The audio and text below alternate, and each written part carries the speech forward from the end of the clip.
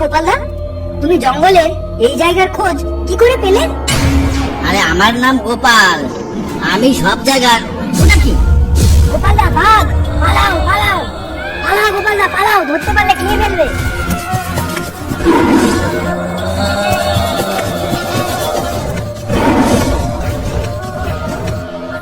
গোপালদা, ছুটতে থাকো, আমাদের পেছনেই আছি। সদাই গাছের উপর উঠে পড়, নইলে আজ আর রক্ষা নেই।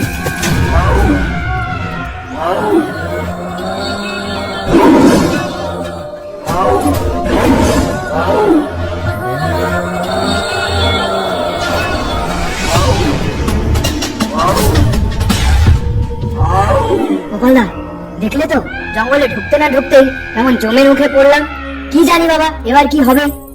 তুই চুপ কর তো, তুই একটা অপায়া, তোর জন্যই এইসব হলো। সদাই এবার নিচে নাম, বাঘ চলে গেছে, গাছ থেকে নাম। আমার কিন্তু বড্ড ভয় করছে গোপালদা, বাঘটা হয়তো এখানে আশেপাশে ঘাপটি মেরে বসে থাকবে কোথাও। তুই নাম তো, নামবি নাকি লাঠি মেরে গাছ থেকে ফেলবো? নামছি নামছি, দাঁড়াও। আমার পিছনে পিছনে আয়, ভয় পাস না, একটু সতর্ক থাকিস।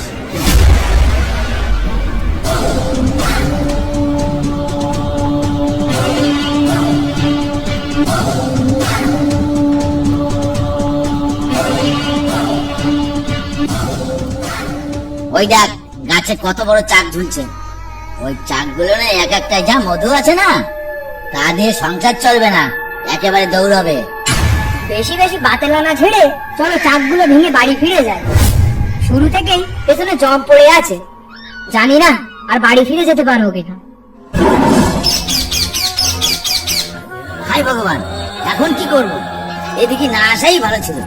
সদাই সাবধান, ওর চোখে আঙুল ঢুকিয়ে দে।